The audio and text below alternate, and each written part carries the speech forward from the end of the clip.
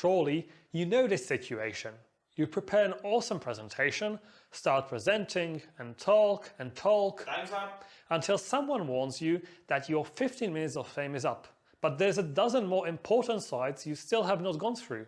Well, if you had this presentation timer, you would have managed to go through all of your slides. All you need are 4 microbits and a couple of batteries. Connecting the microbits will not be difficult at all. In the resulting project, all you have to do is connect them to the batteries or USB cables. However, the program will be somewhat more complicated. Let's divide the 4 microbits into 2 microbits that will show the number of remaining minutes and 2 that will show the number of remaining seconds. I will mark them with the letters A to D.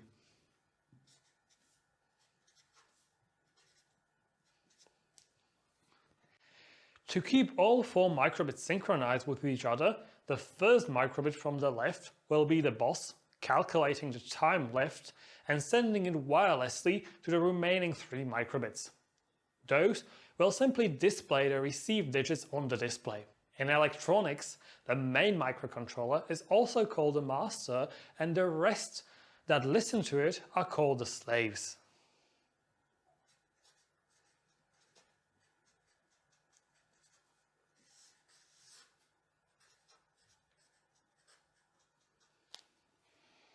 My 15 minutes of fame will only start counting down when I press the button A on the first microbit. Therefore, I will have 2 states in the program, the waiting state and the countdown state. The program for the first microbit, which, in addition to keeping the time and sending instructions to the remaining microbits, will also display the tens of minutes remaining for the presenter. In total, I have to create 4 individual programs, one for each microbit. The first program will be the most complicated, and the remaining 3 will only receive information about what to display on the display. During startup, we set the status variable to wait and set the radio group.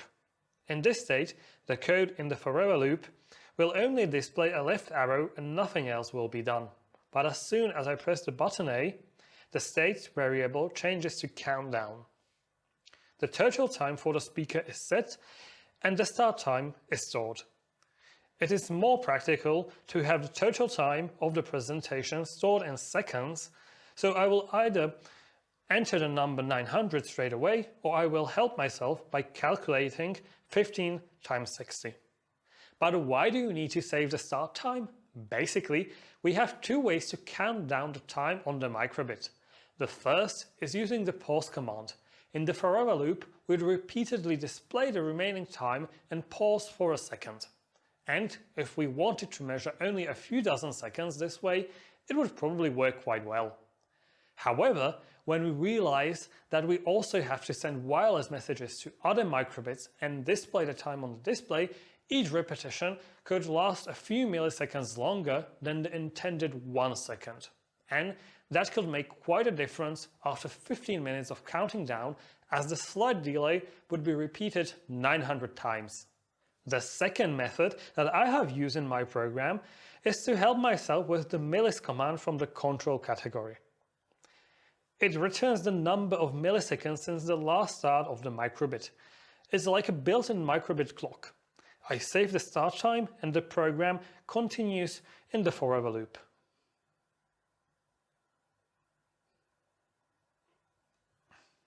There, during the countdown, it first calculates how much time has passed since the start of the presentation and then calculates how much time I have still left. If I haven't run out of time yet, the microbit will calculate how many minutes and seconds I have left. It displays the first digit on its own display and sends the remaining 3 wirelessly, marked with the letters B, C and D.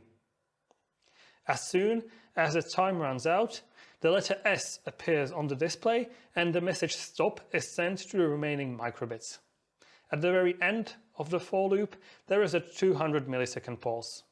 After uploading the program to the first microbit, I disconnect the USB cable and prepare the second microbit. The programs for the remaining 3 microbits will be much easier. On startup, I set the radio group, and then the microbit just waits for incoming radio communication.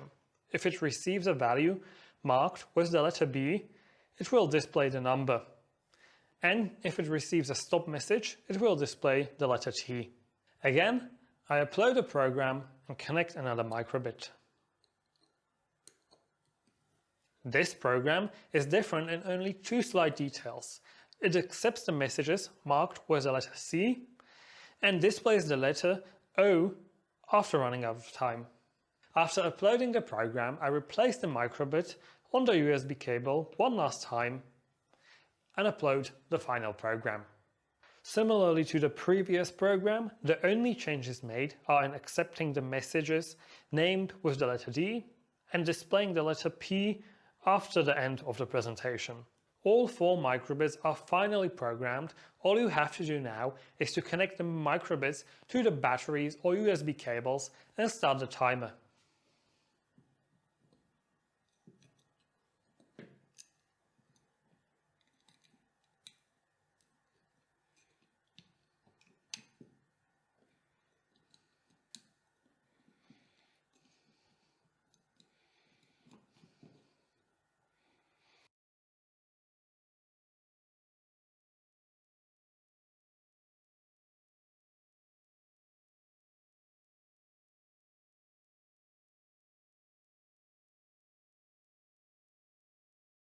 When the next speaker comes after me, all he or she has to do is to press the A button on the first microbit and the 15 minutes countdown starts again.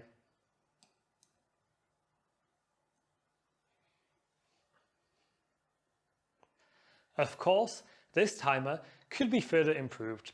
It would be useful to be able to set the presentation length with the microbit buttons or be able to pause the countdown for a while in the middle of the presentation and then continue. Try adding these functionalities to your timer. If you're interested in creating hardware inventions, be sure to subscribe so you won't miss our next video.